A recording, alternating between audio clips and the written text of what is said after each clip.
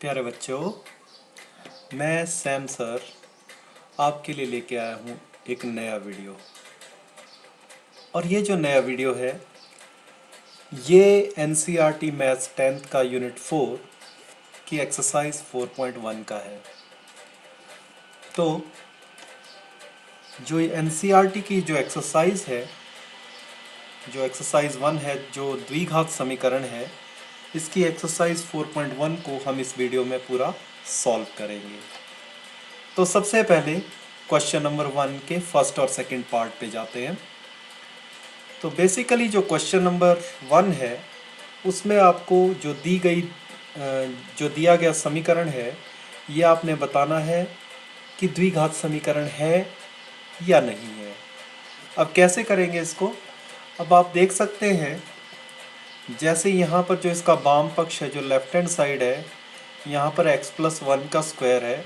तो इसके लिए हम क्या करते हैं, फॉर्मूला यूज़ करते हैं a+b का होल स्क्वायर, जो कि आप सब लोगों को पता होना चाहिए, जो होता है a² + b² + 2ab।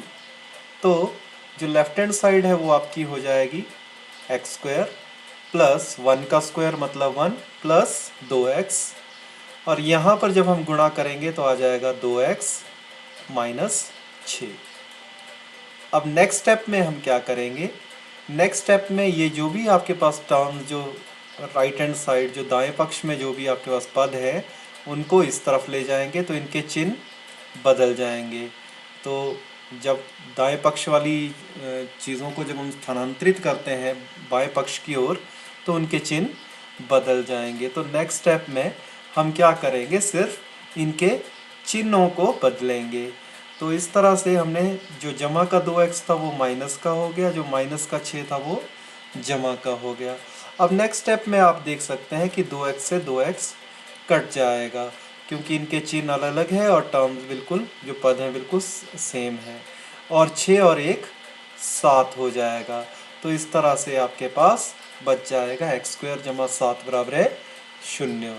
अब आप देख सकते हो कि इसमें जो चर की सबसे बड़ी घात है वो 2 है, इसीलिए ये एक द्विघात समीकरण है। तो हाँ, यह एक द्विघात समीकरण है। वैसे ही दूसरा पार्ट आपका, ये जो क्वेश्चन है इसमें दूसरा पार्ट देखिए आप। अब इसमें देखिए आप, लेफ्ट हैंड साइड में तो कुछ सॉल्व करने को नहीं है, पर राइट हैंड साइड में आपको क्या करना है, गुणा करना है अंदर। तो -2 को 3 से गुणा करेंगे और -2 को -x से गुणा करेंगे। तो -2 को 3 से गुणा करेंगे तो आ जाएगा -6, और -2 को -x के साथ गुणा करेंगे तो आ जाएगा जमा 2x। तो हमारे पास आ जाएगा x² - 2x = 2x - 6। तो -2 को -x से किया तो आ गया 2x, -2 को 3 से किया तो आ गया -6। अब आप पिछली बार की तरह ही इनको लेफ्ट हैंड साइड की ओर ले जाएंगे, बाएं पक्ष की ओर ले जाएंगे, तो इनके सिर्फ चिन्ह बदल जाएंगे। तो इनके चिन्ह बदल दीजिए तो आपके पास ये समीकरण बन गया। अब आप देख सकते हैं कि यहाँ पर -2x है, तो ये -4x हो जाएंगे। तो आपके पास समीकरण आ जाएगा x² - 4x + 6 = 0। तो आप देख सकते हैं ये भी एक द्विघात समीकरण है। क्यों? क्योंकि x की जो घात है सबसे बड़ी वो 2 है। तो हाँ, यह भी एक द्विघात समीकरण है।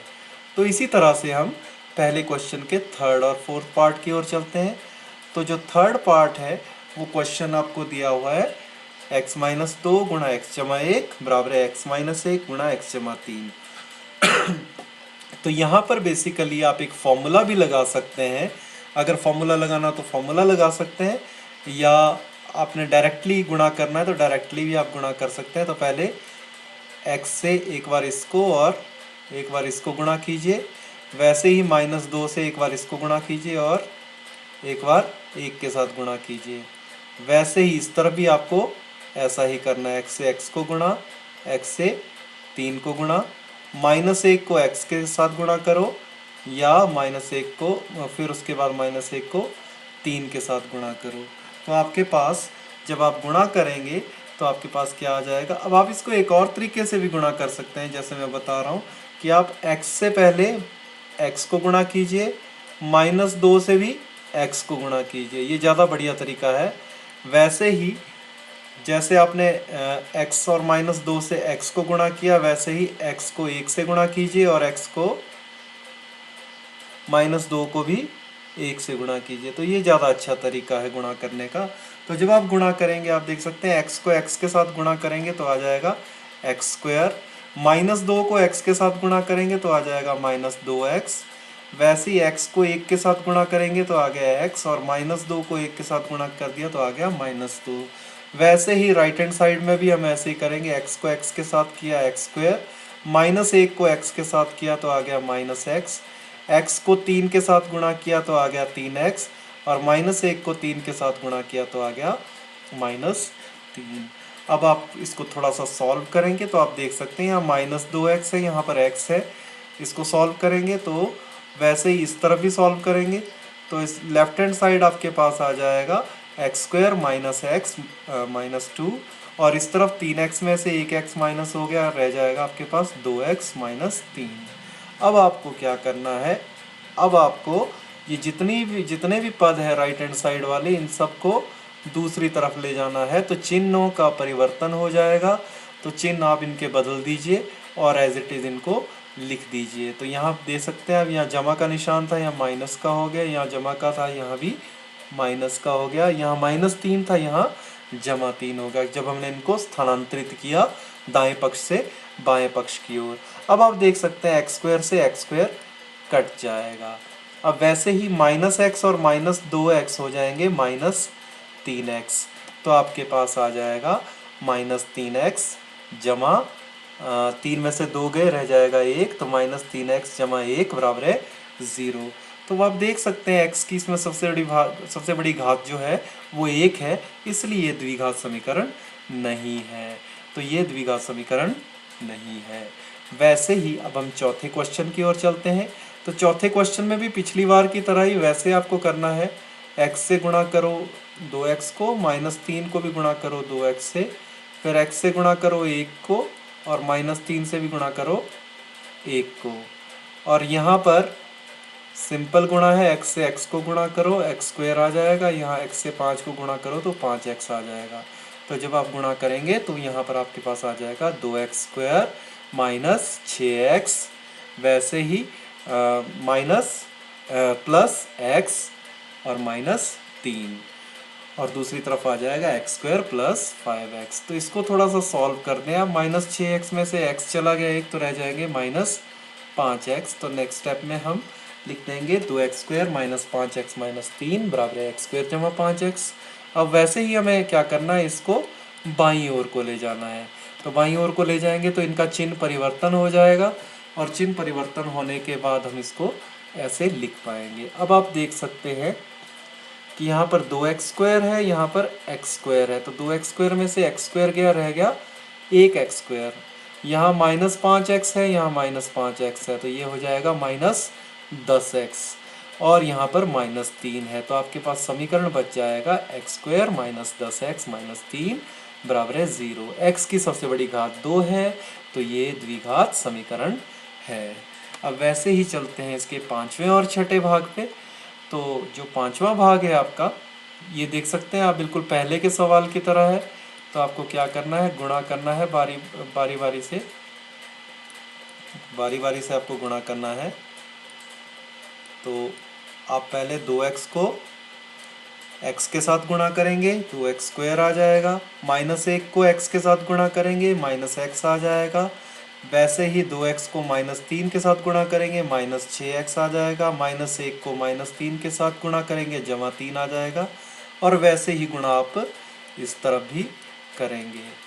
तो ये गुणा करके आपके पास आप देख सकते हैं कि क्या आ जाएगा, राइट हैंड साइड पे x² जमा 5x और -x और -5। अब आपने क्या करना है, इसको थोड़ा सा सॉल्व करना है। -x और -6x कितने होते हैं, और 5x में से x गए तो कितने रहते हैं। तो आप देख सकते हैं यहाँ -7x आ जाएगा, और यहाँ पर 4x आ जाएगा। तो इसको आप अगले स्टेप में थोड़ा सा सॉल्व करके लिखें। अब आपको क्या करना है, राइट हैंड साइड के जितने भी पद हैं उनको लेफ्ट हैंड साइड पे ले जाओ, तो इनका चिन्ह परिवर्तन हो जाएगा। तो आप इन सब के चिन्ह बदल दीजिए। और चिन्ह बदलने के बाद अब आप सॉल्व कीजिए पहले एक्स स्क्वायर को। तो 2x² में से एक्स स्क्वायर गया, रह गया एक्स स्क्वायर। -7x और -4x, -7x और -4x हो जाएगा -11x, और 5 और 3 हो जाएगा 8। तो आपके पास आ जाएगा एक्स स्क्वायर -11x जमा 8 बराबर है 0। तो आप देख सकते हैं ये भी एक द्विघात समीकरण है। तो हाँ, ये द्विघात समीकरण है। अब आता है छठा भाग। तो छठे भाग में आप देख सकते हैं कि यहाँ पर बेसिकली आपका a-b का होल स्क्वायर वाला फॉर्मूला लगेगा। तो a-b का होल स्क्वायर कितना होता है? a² + b² - 2ab। तो वो फॉर्मूला हमने राइट हैंड साइड पे लगाना है। तो राइट हैंड साइड पे जब हम फॉर्मूला लगाएंगे तो आ जाएगा x² - 4x जमा 4। तो ये कुछ नहीं किया हमने, सिर्फ यहाँ पर a-b का फॉर्मूला लगाया, उससे इसको लिख दिया। अब आपको क्या करना है, राइट हैंड साइड की सारी जितनी भी टर्म्स हैं उनको लेफ्ट हैंड साइड पे ले जाइए और चिन्ह परिवर्तन कर दीजिए। तो चिन्ह परिवर्तन करने के बाद आपके पास ये आ जाएगा। अब आप देख सकते हैं x² से x² कट जाएगा, 3x और 4x हो जाएंगे 7x, और 1 में से 4 माइनस किए तो रह जाएंगे -3। तो आ जाएगा आपके पास 7x - 3 बराबर है 0। x की सबसे बड़ी घात 2 नहीं है, 1 है। तो ये द्विघात समीकरण नहीं है। वैसे ही हम चलते हैं 7वें और 8वें भाग पे। तो 7वां भाग जो आपका है उसमें आप देख सकते हैं कि यहाँ पर बेसिकली a + b का क्यूब का फॉर्मूला लग रहा है। और a + b का क्यूब कितना होता है? a + b का क्यूब होता है, ये फॉर्मूला आपको बेसिकली पता होना चाहिए। a + b का क्यूब होता है a³ + b³ + 3ab × a + b। तो ये जो फॉर्मूला है ये इस क्वेश्चन में लगेगा। तो a + b का whole cube a³ + b³ + 3ab × a + b। और अगर आपको थोड़ी सी और जानकारी मैं दूं, जो a - b का होल क्यूब है उसका फॉर्मूला भी यहीं से निकल जाता है। वो मैं आपको नेक्स्ट स्टेप में बताऊंगा कि कैसे, क्योंकि जो नेक्स्ट क्वेश्चन है उसमें a - b का होल क्यूब का फॉर्मूला लगेगा। तो ये आपके पास बेसिकली a + b³ का फॉर्मूला है। तो यहाँ पर जैसे ही हम ये फॉर्मूला लगाएंगे तो आप देख सकते हैं a की जगह x है, b की जगह 2 है। तो आप फॉर्मूला लगा दीजिए, तो आ जाएगा x³ + 2 का क्यूब प्लस 3 गुणा x गुणा 2 और ब्रैकेट में x जमा 2। और दूसरी तरफ भी आप क्या करेंगे, इनको गुणा कर देंगे तो आ जाएगा 2x का क्यूब - 2x।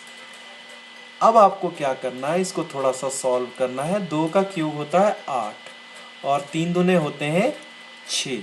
तो आप इसको थोड़ा सा सॉल्व करेंगे तो 6 को x के साथ गुणा किया तो आ गया 6x। तो इसको सॉल्व करके लिखते हैं तो आ जाएगा x³ + 8 जमा 6x, अंदर रह गया x जमा 2। राइट हैंड साइड तो एज इट इज़ हमने रहने दिया। अब हमें नेक्स्ट स्टेप में क्या करना है, इनको अंदर गुणा करना है। तो अंदर जब हम गुणा करेंगे तो गुणा करने के बाद क्या आएगा हमारे पास वो देखना है हमें। तो आप देख सकते हो 6x को x के साथ गुणा करेंगे तो 6x² आ जाएगा, और 6x को 2 के साथ गुणा करेंगे तो 12x आ जाएगा। तो 6x² + 12x, और राइट हैंड साइड तो आपकी वैसी की वैसी ही रही। अब आपको क्या करना है, ये पूरी की पूरी राइट हैंड साइड उठा के लेफ्ट हैंड साइड पे ले जाइए, तो इनके चिन्ह परिवर्तन हो जाएंगे। तो स्थानांतरण कर रहे हैं हम इन पदों का, राइट हैंड साइड से लेफ्ट हैंड साइड को ले जा रहे हैं। तो चिन्ह परिवर्तन कर लीजिए। तो चिन्ह परिवर्तन करने के बाद हमारे पास समीकरण ये आ जाएगा। अब आप देख सकते हैं यहाँ पर x³ है, यहाँ पर -2x³ है, तो इससे रह जाएगा -x³।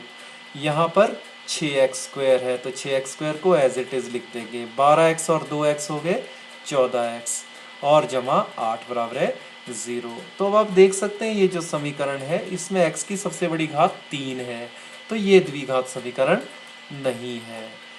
तो वैसे ही अब हम अगले क्वेश्चन पे जाते हैं जो कि फर्स्ट का लास्ट पार्ट है।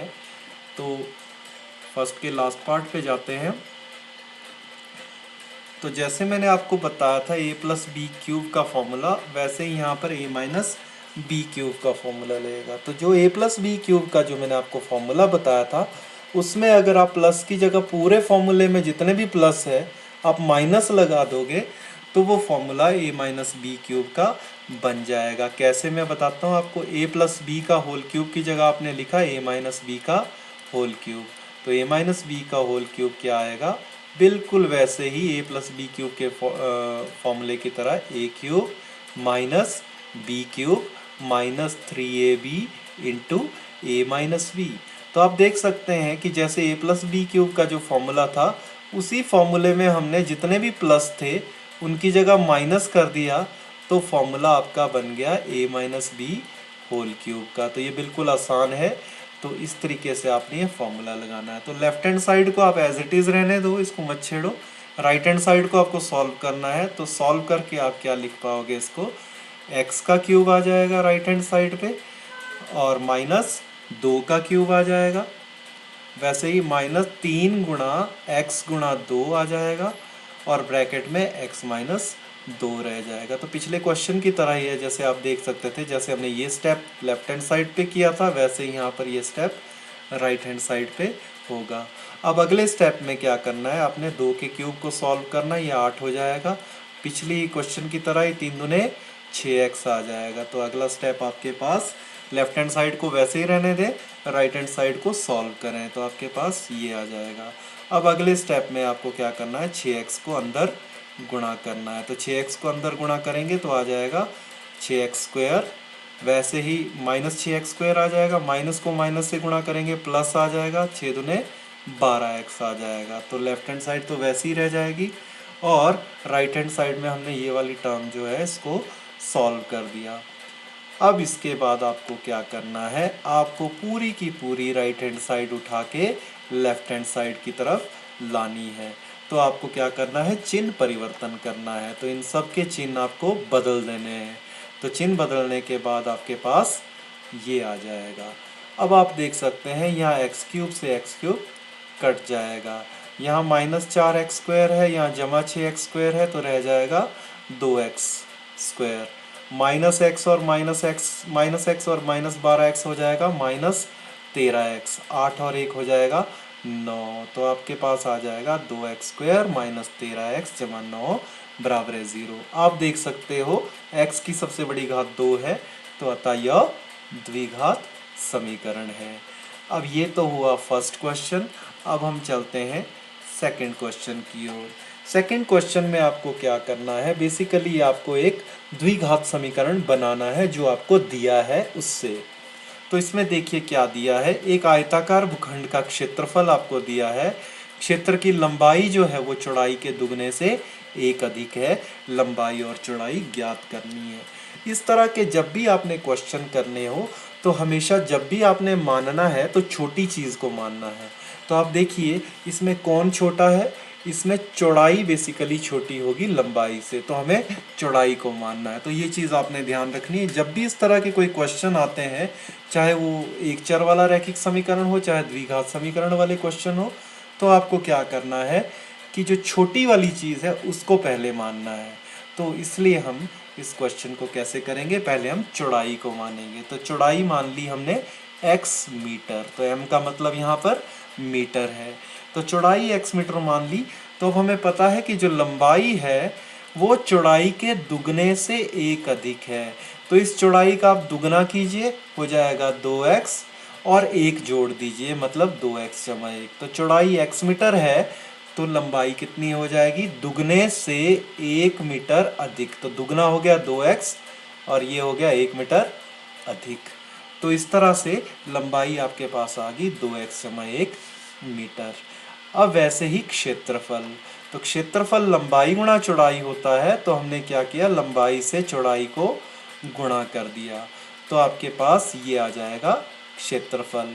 पर क्षेत्रफल तो हमें पहले भी दिया हुआ है, तो ये भी क्षेत्रफल है वो भी क्षेत्रफल है, मतलब दोनों बराबर है। तो आपको क्या करना है, बेसिकली ये जो आपके पास क्षेत्रफल आया इसको कितना लेना है, 528 मीटर स्क्वायर। तो आपने दोनों क्षेत्रफलों को बराबर कर दिया। अब आप देख सकते हैं मीटर स्क्वायर इस तरफ भी है और मीटर स्क्वायर दूसरी तरफ भी है, तो मीटर स्क्वायर को लेने की ज़रूरत नहीं है क्योंकि बराबर के इस तरफ और उस तरफ दोनों तरफ मीटर स्क्वायर है, तो ये आपस में मीटर स्क्वायर कट जाएगा। तो इसीलिए अगले स्टेप में हम मीटर स्क्वायर नहीं लेंगे। अब आपको क्या करना है, इसको अंदर गुणा करना है। तो अंदर आप गुणा करेंगे तो क्या आ जाएगा, x को 2x के साथ गुणा किया तो आ गया 2x², x को 1 के साथ गुणा किया तो आ गया x। अब आपको क्या करना है, 528 को दूसरी तरफ ले जाना है तो चिन्ह परिवर्तन करना है। तो आपके पास समीकरण बन गया 2x² जमा x माइनस 528 बराबर है 0। तो यह एक द्विघात समीकरण है। तो इस तरह से हमने एक द्विघात समीकरण बना लिया। अब वैसे ही चलते हैं हम दूसरे क्वेश्चन की ओर। तो दो क्रमागत धनात्मक पूर्णांकों का गुणनफल 306 है, हमें पूर्णांकों को ज्ञात करना है। तो हम मान लेते हैं अब सबसे छोटा पूर्णांक जो पहला पूर्णांक ही होगा, इसलिए हम पहला पूर्णांक मानते हैं। तो माना पहला पूर्णांक है x।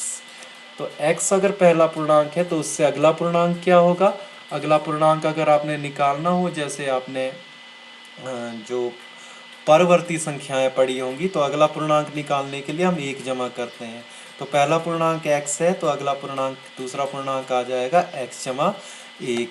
अब इन धनात्मक पूर्णांकों का गुणनफल दिया है 306, तो आप इन दोनों को गुणा कर दीजिए, वो 306 के बराबर आ जाएगा क्योंकि प्रश्न में दिया है। तो प्रश्नानुसार दोनों पूर्णांकों को गुणा किया हमने, तो कितना उत्तर आना चाहिए, 306। अब नेक्स्ट स्टेप में आपको क्या करना है, x को अंदर गुणा करना है। तो आपके पास आ जाएगा गुणा करके x² जमा 1 बराबर है 306। अब 306 को दूसरी तरफ ले जाइए, 306 का चिन्ह परिवर्तन हो जाएगा और इस तरह आपके पास एक द्विघात समीकरण बन जाएगा। अब वैसे ही चलते हैं दूसरे के तीसरे भाग में। अब दूसरे के तीसरे भाग में दिया है रोहन की माँ उससे 26 वर्ष बड़ी है, उनकी आयु का गुणनफल अब से 3 वर्ष पश्चात 360 हो जाएगा, हमें रोहन की वर्तमान आयु ज्ञात करनी है। तो रोहन की आयु, मैंने आपको कहा था कि जब भी इस तरह के क्वेश्चन हो तो आपको देखना छोटी चीज़ कौन सी है। तो रोहन अपनी माँ से छोटा है, तो रोहन की आयु को ही हम पहले मानेंगे। तो माना रोहन की आयु है x वर्ष, तो रोहन की माँ की आयु कितनी हो जाएगी, क्योंकि वो 26 वर्ष बड़ी है, तो x जमा 26 वर्ष। अब आपको प्रश्न में क्या दिया है कि उनकी आयु का गुणनफल अब से 3 वर्ष पश्चात 360 हो जाएगा। तो आपको क्या करना है, 3 वर्ष बाद आयु लेनी है। तो x, अभी x आयु है, 3 वर्ष हो जाएगी, 3 वर्ष बाद हो जाएगी x जमा 3। रोहन की माँ की आयु x जमा 26 है, तो 3 वर्ष बाद हो जाएगी x जमा 26 जमा 3। तो उनको आपको गुणा करना है, गुणा करके आपका 360 आ जाएगा। तो प्रश्नानुसार क्या आ गया, x जमा 3, क्योंकि 3 वर्ष बाद बोला हुआ है, और वैसे ही उसकी माँ की आयु x जमा 26 जमा 3, ये गुणनफल हमने ले लिया, ये आ गया 360 के बराबर। तो आप समझ गए क्या दिया था इसमें, 3 वर्ष पश्चात दिया था, इसलिए हमने जो गुणा किया उनको, उनकी आयु के 3 वर्ष पश्चात दोनों की आयु ली और उनको आपस में गुणा किया तो 360 आएगा। अब 26 और 3 होते हैं 29। तो नेक्स्ट स्टेप में आपको क्या करना है, 26 और 3 को जमा करना है। अब आप देख सकते हैं कि आपको क्या करना है, बेसिकली इसको गुणा करना है, वैसे ही गुणा करना है जैसे मैंने बताया था। तो आपने बारी बारी से इसको गुणा करना है और गुणा करके देखना है कि आपके पास क्या आता है। तो आप जब गुणा करेंगे, x को x के साथ गुणा करेंगे तो आ जाएगा x², वैसे 3 को x के साथ गुणा करेंगे तो आ जाएगा 3x, और वैसे ही 29 को x के साथ गुणा करेंगे, x को 29 के साथ गुणा करेंगे 29x, और 29 को 3 के साथ गुणा करेंगे वो आ जाएगा 360 के बराबर। नेक्स्ट स्टेप में आप 29 को 3 से गुणा कर दीजिए, तो 29 3 होते हैं आपके 87। तो आपके पास और साथ में 29 और 3x हो गए 32x, तो x² जमा 32x जमा 87 आ गया 360 के बराबर। अब 360 को आप दूसरी तरफ ले जाइए तो इसका चिन्ह परिवर्तन हो जाएगा। तो इसका चिन्ह परिवर्तन होके आपके पास आ गया 87 माइनस 360। अब 87 में से अगर आप 360 माइनस करते हैं तो आपके पास रह जाता है माइनस 273। तो इस तरह से आपके पास एक द्विघात समीकरण बन गया। अब वैसे ही इसका चौथा भाग दिया है, एक रेलगाड़ी है जो 480 किलोमीटर की दूरी समान चाल से तय कर रही है। यदि इसकी चाल 8 किलोमीटर प्रति घंटा कम होती है, h यहाँ पर आवर्स है मतलब घंटा, ठीक है, तो वह उसी दूरी को तय करने में 3 घंटे अधिक लेती है। हमें रेलगाड़ी की चाल ज्ञात करनी है। तो देखिए हम इस क्वेश्चन को कैसे करेंगे। अब बेसिकली आपको जो चीज़ ज्ञात करनी है वो है चाल। तो हम क्या करेंगे इसमें, सबसे पहले तो समय ज्ञात करेंगे कि माना रेलगाड़ी जो समय है वो ले रही है x घंटे। तो समय जब x घंटे ले रही है रेलगाड़ी, अब हमें एक फॉर्मूला भी पता है, वो है, सबसे पहले तो जो चीज़ दी है वो लिख रहे हैं हम, दूरी है 480 किलोमीटर, और साथ में ही जो चाल होता है वो होता है दूरी बटा समय। तो चाल कितनी आ जाएगी, दूरी है आपके 480 और समय हमने माना है x। तो इस तरह से चाल हमारे पास आ जाएगी 480 बटा x किलोमीटर प्रति घंटा। तो इस क्वेश्चन में बस यही चीज़ आपको याद रखनी है कि हमने इसमें किसको मानना है, समय को मानना है x घंटे। समय को हम मानेंगे x घंटे तो चाल अपने आप निकल जाएगी 480 बटा x किलोमीटर प्रति घंटा। अब वैसे ही नेक्स्ट स्टेप में हम क्या करेंगे, नेक्स्ट स्टेप में हम देखते हैं कि प्रश्न क्या कहता है। प्रश्न ये कहता है कि अगर इसकी चाल 8 किलोमीटर प्रति घंटा कम होती है तो चाल को आप 8 कम कर दो। तो ये जो चाल हमारे पास थी इसको हमने क्या कर दिया, 8 कम कर दिया। 8 कम करने से क्या हो गया, जो समय लग रहा है वो आपका 3 घंटे बढ़ रहा है। तो समय में 3 घंटे बढ़ा दीजिए। तो समय आपका था x, समय को आपने कितना बढ़ा दिया, 3 घंटे बढ़ा दिया। तो ये आपके पास बेसिकली समीकरण बन गया। अब आप दोबारा से देखिए कि प्रश्न में क्या दिया था कि अगर आप इसकी चाल को 8 किलोमीटर कम करते हैं, तो हमने चाल जो है, चाल आपके पास ये दी हुई थी, चाल में से 8 कम कर दिए, उससे क्या हुआ, जो समय है वो 3 घंटे बढ़ गया। तो समय जो है मतलब 480 बटा जो समय कितना था x, 480 बटा x आपके पास था, यहाँ पर x समय था, तो उस x को आप बढ़ा दीजिए, x को कर दीजिए x जमा 3। तो ये आपके पास बेसिकली समीकरण बन गया। अब इस समीकरण को हमने सॉल्व करना है। तो कैसे करेंगे सॉल्व, आप एलसीएम ले लीजिए या क्रॉस मल्टीप्लाई कर लीजिए।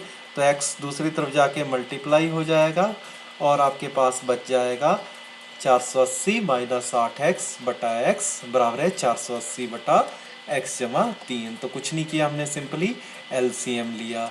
अब आपके पास ये जो समीकरण आ गया है, अब आपने क्रॉस मल्टीप्लाई करना है। तो x को इस तरफ गुणा करना है और x जमा 3 को इस तरफ गुणा करना है।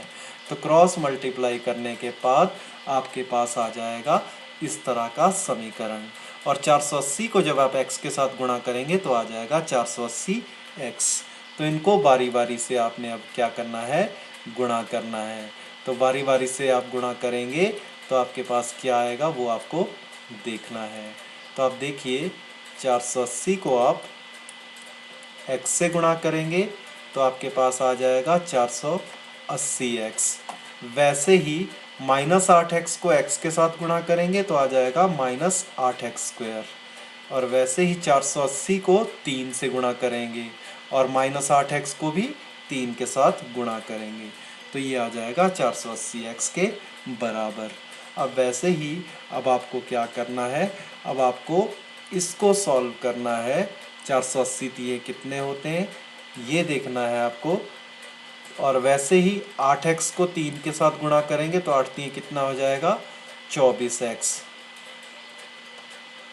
तो आप इसको जब गुणा करेंगे तो आपके पास आ जाएगा 480 को 3 से गुणा करेंगे तो आता है 1440 और 8 3 कितने हो गए 24x। 480x जो दूसरी तरफ है उसको भी इस तरफ को ले आइए और उसका चिन्ह परिवर्तन कर दीजिए। तो ये आपके पास आ जाएगा समीकरण। अब आपने क्या करना है, सबसे पहले x वाली रकम लिखनी है माइनस 8x स्क्वायर, और उसके बाद ये सॉल्व करना है 480 में से। अब आप देख सकते हो इसमें कि 480x में से 480x तो पहले कट रहा है, तो पहली टर्म आ जाएगी आपके पास माइनस 8x स्क्वायर, दूसरी टर्म माइनस 24x और तीसरी टर्म 1440। तो आपके पास बच गया माइनस 8x स्क्वायर जमा माइनस 24x जमा 1440। अब आप देख सकते हो कि ये जो समीकरण है बेसिकली इसमें 8 कॉमन है। 8 के आप माइनस 8 ही कॉमन ले लें तो ज़्यादा बेटर है। तो -8 से या आप भाग कर लो पूरे समीकरण को, वो भी एक ही बात है। तो आप -8 इसमें एक कॉमन गुणनखंड, एक उभयनिष्ठ गुणनखंड है, तो आप इसमें कॉमन ले लीजिए। तो -8 जब आप कॉमन ले लेंगे तो अंदर बच जाएगा x² जमा 3x माइनस 180 बराबर है 0। तो इस तरह से आपके पास एक द्विघात समीकरण बन गया। तो इस तरीके से हमने इस पूरी एक्सरसाइज को सॉल्व किया।